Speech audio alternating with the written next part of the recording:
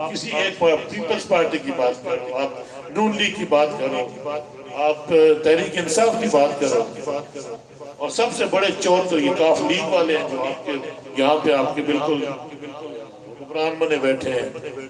سب سے بڑے چور یہ ہیں کہ ہر حکومت میں یہ ہوتے ہیں، ہر حکومت میں یہ فائدہ اٹھاتے ہیں، اور اب بھی لوگ تحریک انصاف کے پیچھے پڑے ہوئے ہیں اور یہ خاموشی سے اپنا کام کیے جا رہے ہیں، سارے فائدے یہ اٹھا رہے ہیں۔ انہوں نے تحریک انصاف کا تلنگانہ سے نام ہی مٹا دیا، حالانکہ ہر گناہ میں یہ شریک رہے ہیں، مشرف کے ساتھ یہ رہے ہیں، بے نظیر کے ساتھ یہ رہے ہیں، زرداری کے ساتھ یہ رہے ہیں، یہ کس کس کے ساتھ نہیں رہے ہیں؟ ان کو کیوں نہیں پہچانتے ہو؟ اور پھر یہ بات کرتے ہیں مجاہد ختم نبوت کا لعنت تیرے اوپر، لعنت ہزار بار تیرے اوپر، مجاہد ختم نبوت۔ میرے بچے پہ گولی کس نے چلائی تھی یہاں پہ تلنگانہ میں؟ زہیب شہید پہ گولی کس نے چلائی تھی؟ کس نے چلائی تھی اور پرچے کس پہ بنے اور کس نے بنوائے؟ پورا تلنگانہ جانتے، آپ لوگ بھی جانتے ہو کس نے پرچے ہمارے اوپر، جھوٹے پرچے۔ میں جیل میں تھا، 302 کے پرچہ کس نے میرے اوپر بنوایا؟ میرے اوپر 3-4 اور پرچے بنائے گئے، میں جیل میں تھا، جھوٹے کس نے بنائے؟ جن لوگوں نے بنائے، اور کہتے ہیں مجاہد ختم نبوت، پھٹے منہ تیرا۔ ایسے نہیں ہوتے مجاہد ختم نبوت، مجاہد ایسے ہوتے ہیں جو آپ کے سامنے بیٹھے ہیں،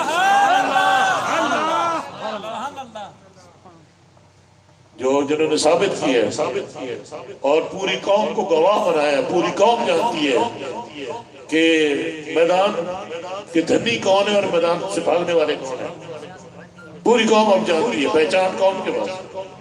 تو میں عرض کر رہا تھا کہ ہم غلام ہیں جمہوریت اور دوسرا UNO کے ذریعے، اس کے ذیلی ادارے، فیٹر کے ذریعے، IMF کے ذریعے، جتنے بھی بین الاقوامی ادارے ہیں، ذرا غور کرو ان کی فنڈنگ کون کرتا ہے؟ ان کی فنڈنگ یہود و نصارہ کرتے ہیں۔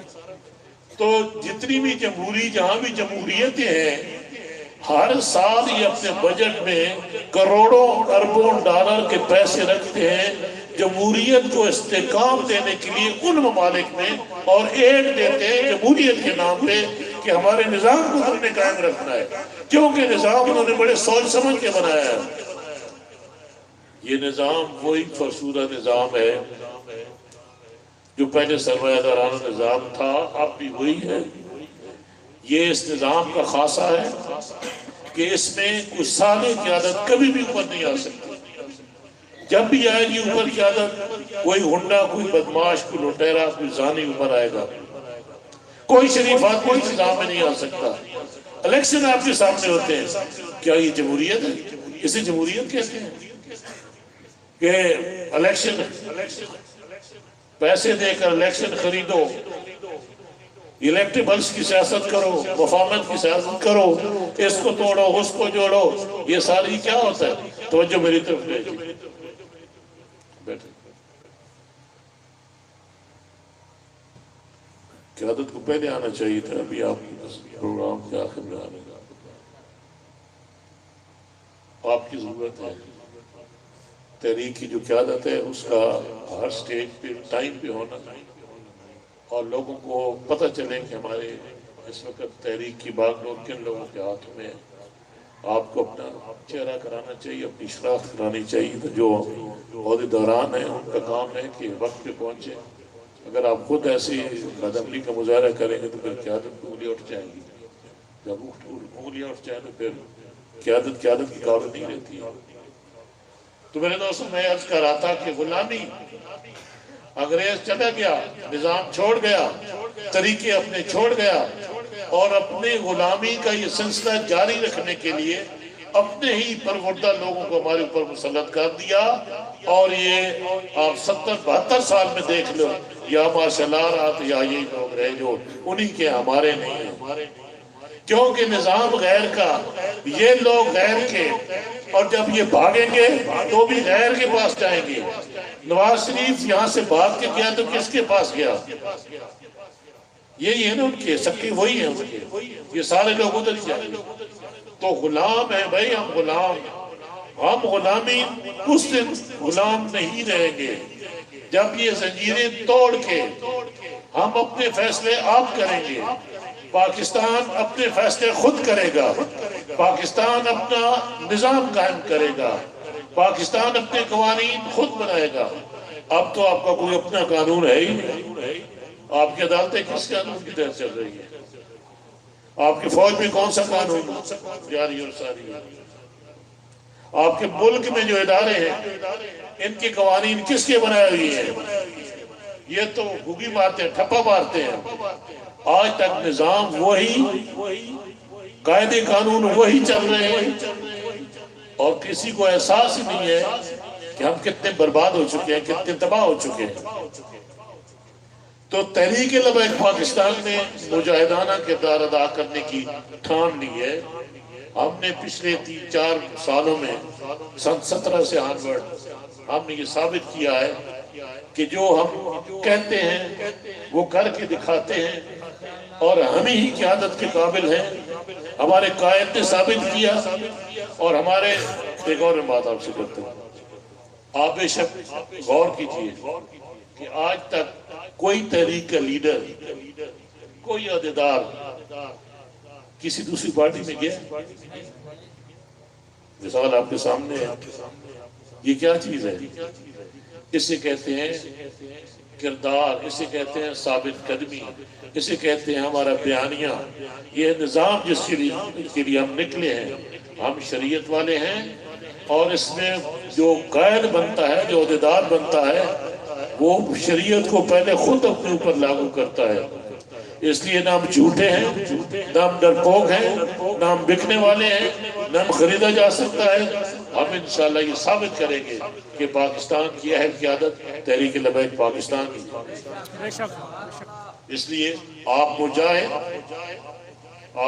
ہو، آپ ہمارے دست و بازو ہو، خاص طور پہ میرے نوجوان بچے، آپ نے بڑا کردار ادا کرنا ہے، کیونکہ آپ ہمارا سرمایہ ہو، آپ ہماری زندگیوں کا، ہم جو بوڑھے ہیں ہماری زندگیوں کو حاصل آپ ہو، ہمارا آپ منافع ہو۔ یہ نوجوان ہمارے منافع ہیں زندگی کا، ہم نے چلے جانا ہے، یہ منافع پیچھے چھوڑ جائیں گے۔ انہوں نے کام کرنا ہے، ہم نے آپ کو راہ دکھا دی، بابے نے ہمیں راہ دکھا دی، ہمارے قائد محترم نے ہمیں راہ دکھا دی، علامہ خادم حسین رضوی رحمۃ اللہ علیہ آپ نے راہ دکھا دی، ہم نے راہ پکڑ لی، ہم اس شاہراہ پہ آ گئے، منزل ہمارے سامنے ہے، اور ہم کوشش کر رہے ہیں۔ اس لیے ہم حالت جہاد میں ہیں، اور جہاد جو ہے وہ اخلاص کے ساتھ ہوتا ہے۔ جب جہادی کے پاس اخلاص نہ ہو تو وہ کبھی نون لیگ کے بھڑاکی مار کے نون لیگ کے کیمپ میں جا کر بیٹھ جاتا ہے، اور کبھی وہاں سے کسی اور کیمپ میں جا کر بیٹھ جاتا ہے۔ کیوں؟ کہ یہ بکاؤ اخلاص نہیں ہے، بکاؤ مال ہے، یہ مفاداتی لوگ ہیں، یہ سیاست مفاداتی ہے۔ لیکن ہم ایسے نہیں ہیں، ہم ایسا نہیں کر سکتے، ہم ایسا سوچ بھی نہیں سکتے۔ آپ سارے گواہ ہو، کتنے کروڑوں مجھے نہیں آفر کی گئے کہ بیٹھ جاؤ ان کے حق میں، کاف لیگ والوں کے حق میں، مجھے خرید سکے۔ بابے نے تو کہا تھا کہ میں 20 کروڑ میں میرے صاحب کی جوتی بھی نہیں دیتا ہوں، 20 کروڑ کیا، یہ پوری کائنات بھی ہمیں دے دے تب بھی ہم نہ بکے۔ جب جہاں بات دین کی آ جائے، ہم تو پہلے ہی بار بکے ہوئی ہیں، ہمارا تو سودا پہلے دن سے ہم کر کے آئے ہیں، سودا پہلے کیا ہے، بعد میں تحریک میں آئے۔ تو ہمارے ہاں جو بھی آتا ہے یہاں پہ تحریک میں شامل ہوتا ہے، وہ پہلے سودا اپنا رسول اللہ سے کرتا ہے، اپنے اللہ رسول سے کرتا ہے۔ بلکہ اگر سچ پوچھیں تو ہم تو پہلے دن سے ہر مسلمان بکا ہوا ہے۔ اللہ پاک نے جنت کے بدلے ہمیں خرید لیا ہے، ہم تو بکے ہوئی ہیں۔ تو پھر کسی غیر کی کیوں سنیں، کسی غیر کی طرف کیوں دیکھیں؟ سودا اپنے رب کے ساتھ کریں اور بات اغیار کی مانیں۔ اس سے بڑی منافقت کون سی ہو سکتی ہے؟ یہ بڑی منافقت آنا چاہتا ہے۔ اس لیے میرے دوستو، میں اب چاہوں گا کہ آپ ضلعی امیر جیلم اشفاق حسن رضوی صاحب کو سنیں، اور اپنے ذہنوں کو ذرا کشادہ کرے، اور یہ برادری اور فلانا کیا کہے گا فلانا کہے گا اس سے نکل آؤ۔ سودا کرو تو سودا رسول کے ساتھ کرو، بالکل، اور کسی بات ہی کوئی نہیں ہے۔ میں زندگی میں اصول بنا لو، جب بھی کسی دورائے پہ کھڑے ہو جاؤ، میں آپ کو آخری بات پتہ کی بتا کر جانے لگا کہ جب بھی کسی دورائے پہ آ جاؤ پتہ نہ چلے کہ ادھر جانا ہے یا ادھر جانا ہے۔ جیسے آج کل ہمارے کئی دوست پھنس جاتے ہیں، تو بڑا آسان نسخہ ہے، بڑا آسان طریقہ ہے، خود سے سوال کرو کہ اللہ اور اللہ کا حبیب کیا کہتا ہے، بس یہ بات سامنے رکھو، اللہ اور اس کا رسول کیا کہتا ہے۔ جو ادھر سے آواز آئے گی آواز، یہ نہیں کہ نہیں آئے گی، آئے گی آواز، آپ کے اندر ہے آواز آئے گی، تو اس راستے پہ چل پڑو، نفع نقصان نہ دیکھو، نفع نقصان کی پرواہ نہ کرو، بس یہ دیکھو کہ آواز نے کیا کہا ہے مجھے، صدا کہاں سے آ رہی ہے، اور وہ آواز کیا مجھ سے چاہ رہی ہے، وہ کام کرو، کبھی بھٹکو گے نہیں، کبھی زندگی میں کبھی بھٹکو گے نہیں، ہمیشہ کامیاب ہوگے۔ اللہ پاک آپ کا حامی ناصر ہو، وما علینا الا البلاغ۔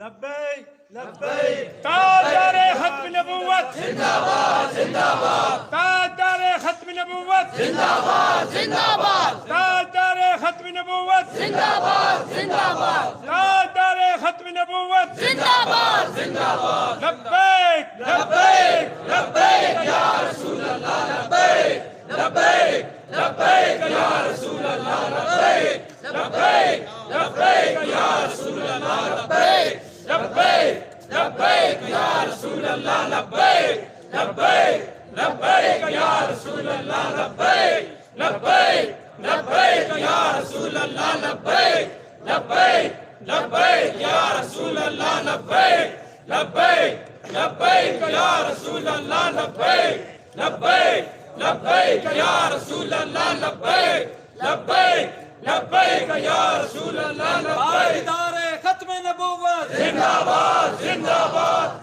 تاجدار ختم نبوت زندہ باد زندہ باد، تاجدار ختم نبوت زندہ باد زندہ باد، تاجدار ختم نبوت زندہ باد زندہ باد، تاجدار ختم نبوت زندہ باد زندہ باد زندہ باد۔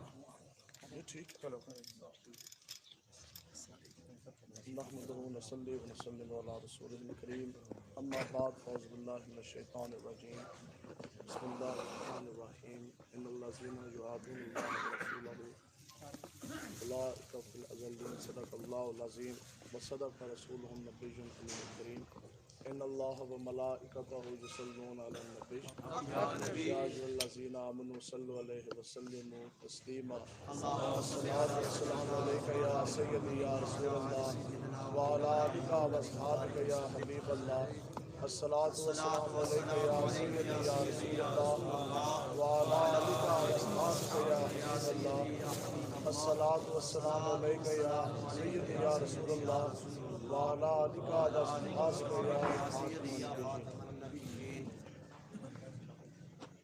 آپ تمام احباب حضور علیہ الصلوۃ والسلام کے غلام تشریف فرما ہیں، اور یہ سال ثواب کی جو محفل پاک ہے زیر صدارت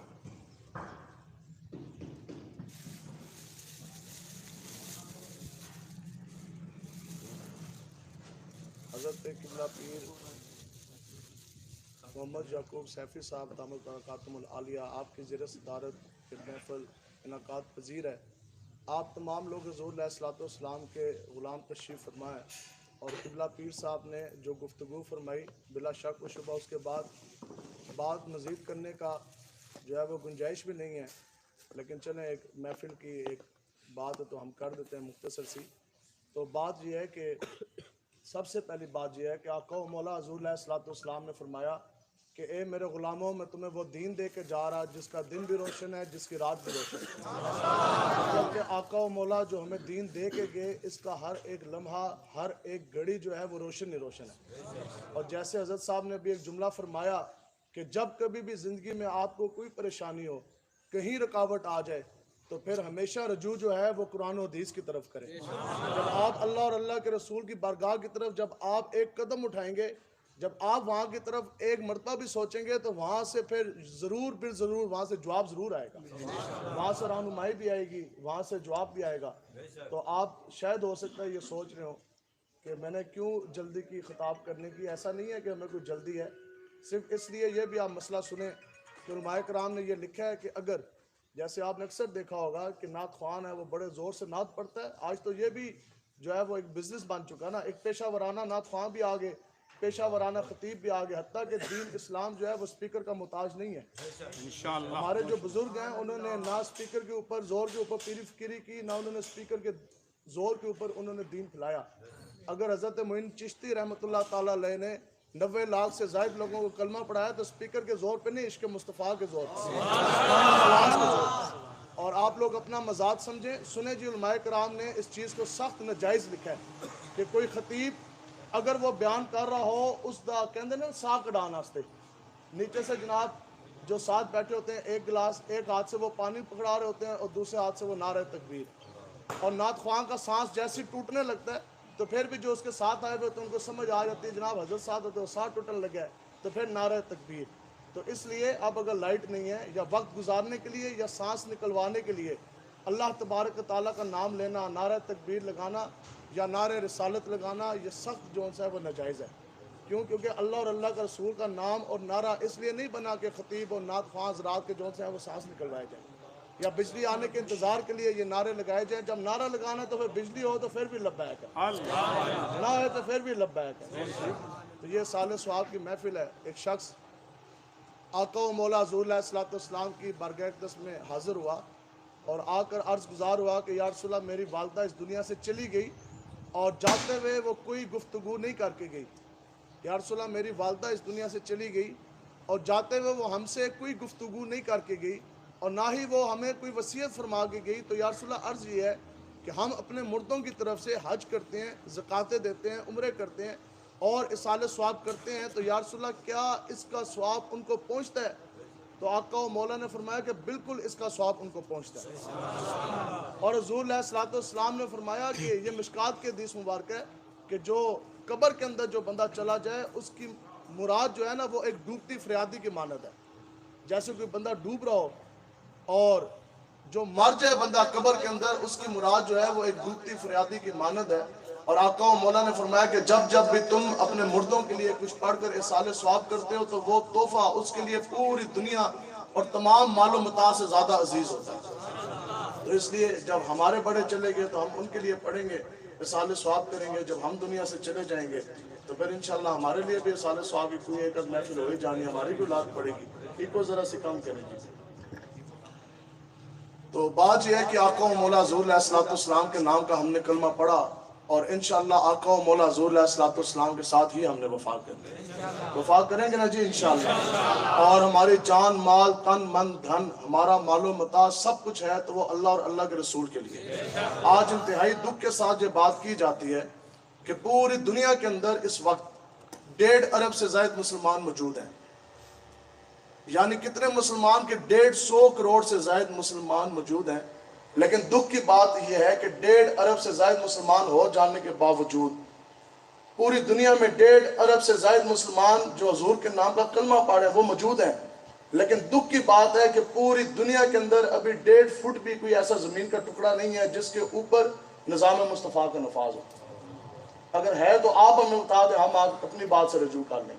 بتاؤ آقا و مولا حضور علیہ الصلوۃ والسلام رحمت اللہ عالمین پوری کائنات تمام جہانوں کے لیے وہ رحمت بن کر آئے، اور پھر حضور کے غلاموں نے کتنوں نے جانوں کے نذرانے دیے۔ آج بھی اسلام کی بنیادوں کے اندر اگر خوشبو ہے تو وہ شہدائے کرام کی خون کی برکت سے ہے، اور اتنا کچھ اتنے میدان لگے تو کیا اس لیے لگا 36 لاکھ مربع میل کدھر حضرت فاروق اعظم کے دور حکومت میں، تو آج 36 فٹ بھی مسلمانوں کے پاس نہ گئے۔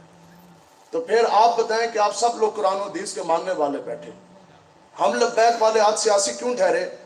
ہمارا جرم اتنا ہی ہے کہ ہم یہ کہتے ہیں کہ ہم نے کسی دنیا دار کا قانون نہیں چلنے دینا. ہم نے اگر قانون چلنے دینا ہے تو وہ قرآن کا قانون چلنے دینا ہے. ہم یہ کہتے ہیں کہ ہم نے کسی دنیا دار کو تخت پر نہیں آنے دینا.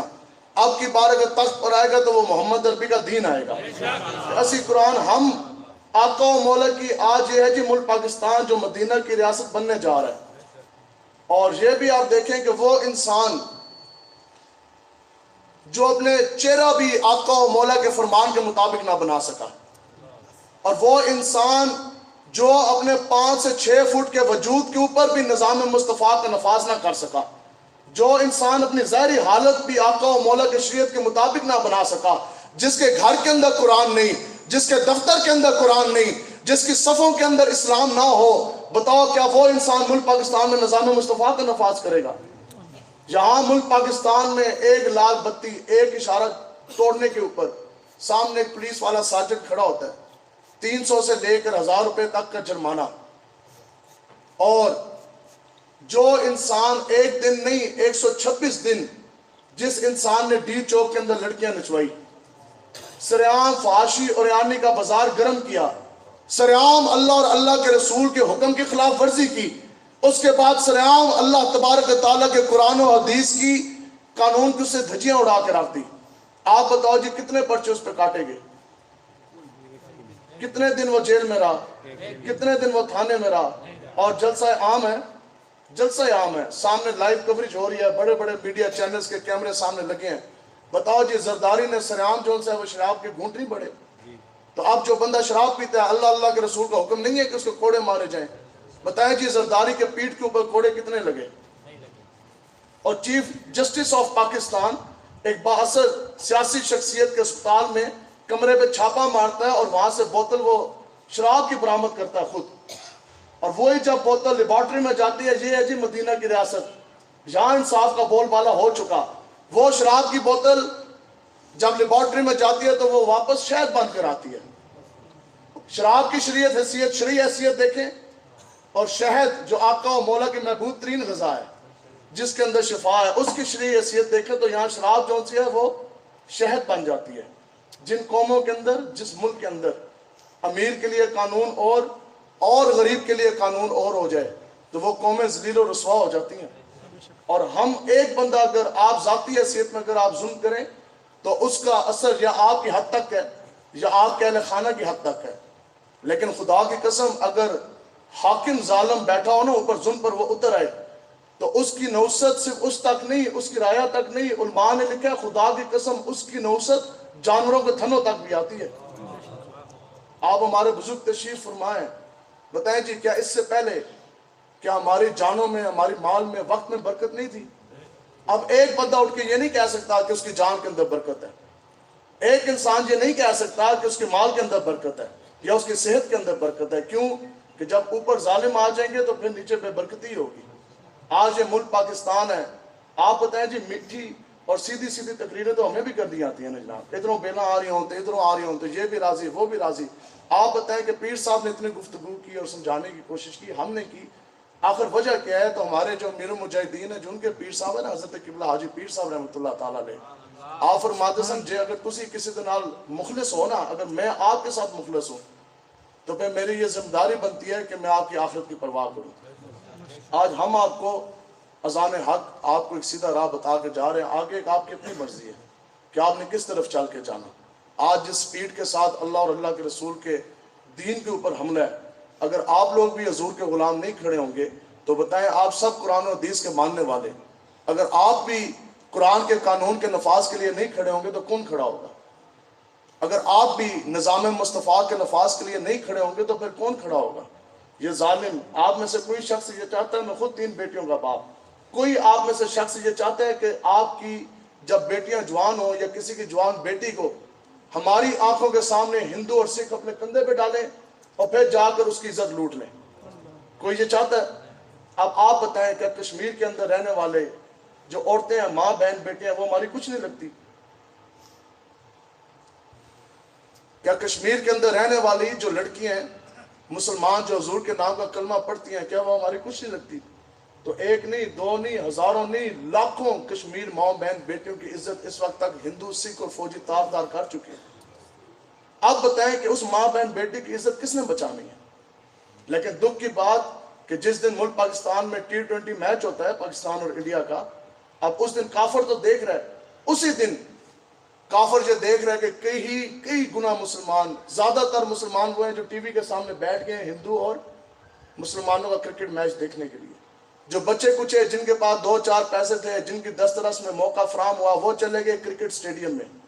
اب کرکٹ سٹیڈیم کے اندر مسلمانوں نے ہاتھ میں خطبہ اٹھایا، ایک نے چھکے کا اور دوسرے نے چوکے کا، حتیٰ کہ حضور کے غلام کے ہاتھ میں خطبہ ہونا چاہیے تھا، ایک طرف لبیک یا رسول اللہ کا اور دوسری طرف تاجدار ختم نبوت زندہ باد۔ لیکن یہاں تو برعکس معاملہ آ گیا، ایک ہاتھ میں خطبہ ہے چھکے کا، دوسرے ہاتھ میں خطبہ ہے چوکے کا، اور نعرے لگائے جا رہے ہیں۔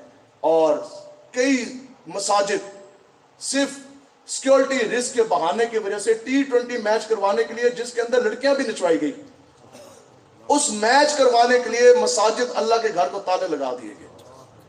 اب جب کافروں نے یہ سب کچھ دیکھا نا، خدا کی قسم اس دن کا آپ اخبار اٹھا کے پڑھیں، ایک نہیں، دو نہیں، ہزاروں مسلمان بچیوں کی اس دن کشمیر کے اندر ہندوؤں نے اس نے لوٹی، کیونکہ ان کو پتا ہے کہ آج اگر اس کی ہم عزت لوٹ رہے ہیں تو جس نے اس کی عزت بچانے آنی ہے نا، وہ نہ اس کو حضرت خالد بن ولید کا پڑھایا ہوا سبق یاد ہے، نہ ہی وہ محمد بن قاسم کا وارث ہے۔ وہ تو یا اس سے چھکا اٹھایا ہوا ہاتھ میں تو یا چوکا اٹھایا ہوا ہے۔ تو جن جوانوں کے، جن قوموں کے دل چوکوں چھکوں کے ساتھ دھڑکیں نا، اور عشق مصطفیٰ کے ساتھ نہ دھڑکیں، تو پھر ان کی آنکھوں کے سامنے ان کی ماں بہن بیٹیوں کو ہندو اور سکھ اٹھا کے لے جاتے ہیں۔ ہم کشمیر میں گئے، اسی طرح بیان تھا، اور بالکل سامنے یوں خاردار ایک تار لگی تھی، اور ہم نے ان سے پوچھا کہ جناب یہ تار کس لیے ہے؟ تو انہوں نے آگے سے کہا جناب یہ تو بارڈر لائن ہے، اور ہندو کی لگائی بھی وہ خاردار ایک تار ہے، ایک تار، ایک لوہے کا جنگلہ ہندو کی طرف سے لگایا ہے۔ اور اس کی مثال بالکل ایسے ہی ہے کہ ایک تار یا ایک جنگلہ ہمارے سامنے لگا دیا جائے، اور تار اور جنگلے کے اس پار ہندو ہماری آنکھوں کے سامنے ہماری ماں بہن بیٹی کی عزت تار کر رہا ہو، تو ہم اس پار نہیں جا سکتے۔ کیوں؟ کیونکہ ہندو بنیے کے ہاتھ کے لگائی بھی ایک تار ہے۔ سمجھ رہے ہیں جی بات؟ حضرت سلطان صلاح الدین ایوبی صاحب رحمۃ اللہ تعالیٰ علیہ، آپ نے ایک فوجی مہم روانہ کی، اور آپ نے حکم دیا کہ جس طرح آپ کو سمجھانے کے لیے، جیسے یہ والا علاقہ چکوال اور تلہ گنگ فتح کرنا ہے، اس فوج نے کثیر تعداد میں، وہ قلیل تعداد میں تھے، انہوں نے کیا کیا کہ چکوال اور تلہ گنگ انہوں نے فتح کیا، پورا کفر ڈھایا، حضور کے نام کا جھنڈا گاڑ کر فوجیں آگے چل دی۔ اگے گئے تھے جناب چکوال کے بعد، پھر اگر اس سائڈ پہ ہیں تو آگے انہوں نے جہلم فتح کیا، پھر جناب گجرات، تو گجرانوالا، لاہور، اوکاڑا کرتے کرتے ملتان کے قریب وہ پہنچ گئے۔ تو ایک وزیر بڑا سیانہ وہ آیا سلطان صلاح الدین ایوبی صاحب رحمۃ اللہ تعالیٰ علیہ کی بارگاہ میں، آ کے عرض کی جناب آپ نے جو فوجی مہم روانہ کی تھی، اس کو حکم تو اتنا ہی تھا نا کہ اس نے ایک علاقہ فتح کرنا، وہ تو اس سے کئی 100 کلومیٹر آگے چلے گئے۔ تو آپ آگے سے مسکرائے، آپ نے فرمایا لوگوں سنو کہ مجاہد اور گھوڑے کا کوئی وطن نہیں ہوتا، جدھر مجاہد منہ کرے اور جدھر جون سے وہ گھوڑا منہ کرے اس کا وطن وہی ہے۔ آگے آپ نے تاریخ ساتھ جملہ فرمایا، آپ نے فرمایا کہ سنو کہ جس دن اسلام کو مجاہدین اسلام کو یوں تاروں اور جنگلوں کے اندر مقید کر دیا گیا، قید کر دیا گیا، اس دن سے مسلمانوں کی رسوائی اور ذلت کا آغاز ہو جائے گا۔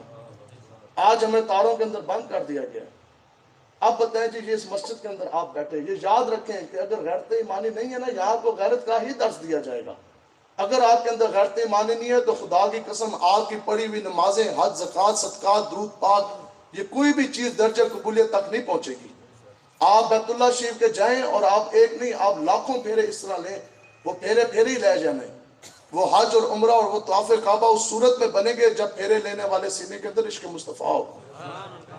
حضرت مجدد الافسانی صاحب رحمۃ اللہ تعالیٰ علیہ آپ فرماتے ہیں کہ ایک انسان پوری زندگی انتہائی توجہ کے ساتھ، انتہائی یکسوئی کے ساتھ آقا و مولا حضور علیہ الصلوۃ والسلام کی بارگاہ اقدس کے اندر وہ درود پاک کا نذرانہ بیچتا رہے، لیکن زندگی کے کسی ایک لمحے کے اندر بھی اگر آقا و مولا حضور علیہ الصلوۃ والسلام کے اوپر ہونے والی گستاخی یا طعن و تشنیع اگر وہ ٹھنڈے پیٹ سے سن لیتا ہے گستاخی، اور وہ میدان عمل میں نہیں آتا، گستاخ رسول کا سر تن سے جدا نہیں کرتا، دشمنان دین کو وہ منہ توڑ جواب نہیں دیتا، تو آپ نے فرمایا کہ لوگوں سنو، پھر اس کا پڑھا ہوا درود شریف اور اس کے کیے ہوئے تمام دینی معاملات وہ اس کے منہ پہ مار دیے جائیں گے۔